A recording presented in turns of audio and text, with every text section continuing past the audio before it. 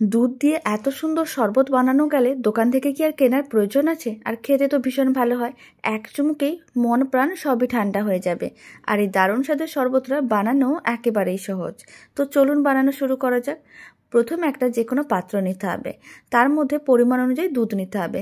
এখানে আমি মেজারিং কাপের 2 কাপ দুধ নিলাম, প্রায় 400 ml এর মতন দুধ আছে। এবার দুধের মধ্যে দিতে হবে স্বাদ অনুযায়ী চিনি। এখানে আমি বড় চামচের 3 চামচের মতন চিনি দিয়েছি, তবে চিনির পরিমাণটা আপনারা চাইলে কম বা বেশি করতে পারেন।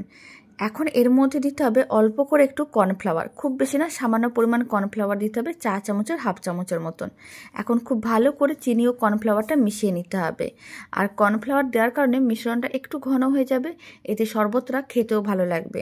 খুব ভালো করে মেশানো হয়ে গেছে, ফ্লেমটা মিডিয়াম টু হাইতে করে দিয়েছি। এবার এই দুধের পাত্রটিকে আমি গ্যাসের ওভেনের ওপরে বসিয়ে দিলাম।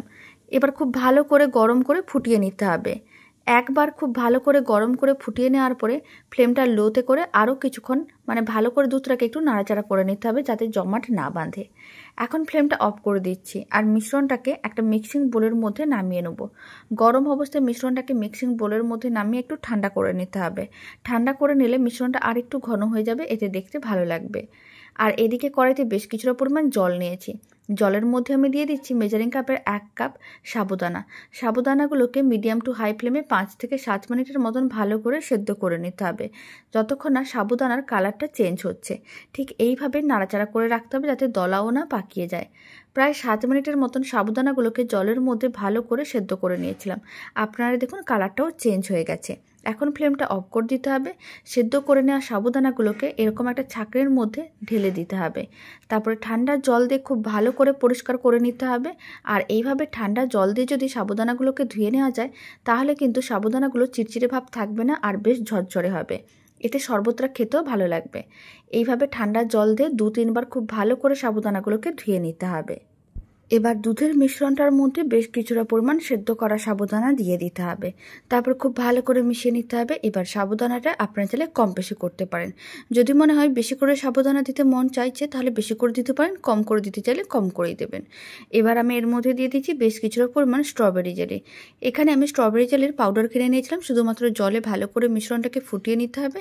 তারপরে কিন্তু ঠান্ডা করে এরকম চৌকো পিসে কেটে নিলেই স্ট্রবেরি জেলি একেবারেই রেডি। ভালো করে মিশিয়ে নিলাম। এখন এই মিশ্রণটাকে গ্লাসের মধ্যে সার্ভ করে নিতে হবে। দারুণ স্বাদের এই শরবতটাকে যাতে দেখতেও ভালো লাগে আর খেতে ভালো লাগে, তার জন্য শরবতটা যখন গ্লাসে সার্ভ করা হবে, তার উপরে অল্প করে একটু ক্রিম দিতে হবে। এতে শরবতটা দেখতে যেমন ভালো লাগবে, খেতেও ভালো লাগবে। তবে এটা একেবারেই অপশনাল, আপনারা চাইলে দিতেও পারেন, নাও দিতে পারেন। আর এই দারুণ স্বাদের শরবতের রেসিপিটা কেমন লাগলো কমেন্ট বক্সে জানিয়ে দেবেন। ভালো লেগে থাকলে আপনারা যদি ফেসবুক থেকে রেসিপিটা দেখছেন, পেজটিকে ফলো করে নেওয়ার অনুরোধ রইল। ইউটিউব থেকে দেখলে চ্যানেলটি সাবস্ক্রাইব করে নেওয়ার অনুরোধ রইল। পাশে থাকা বেল আইকনটি প্রেস করে নেবেন নতুন রেসিপির আপডেট সবার আগে পাওয়ার জন্য।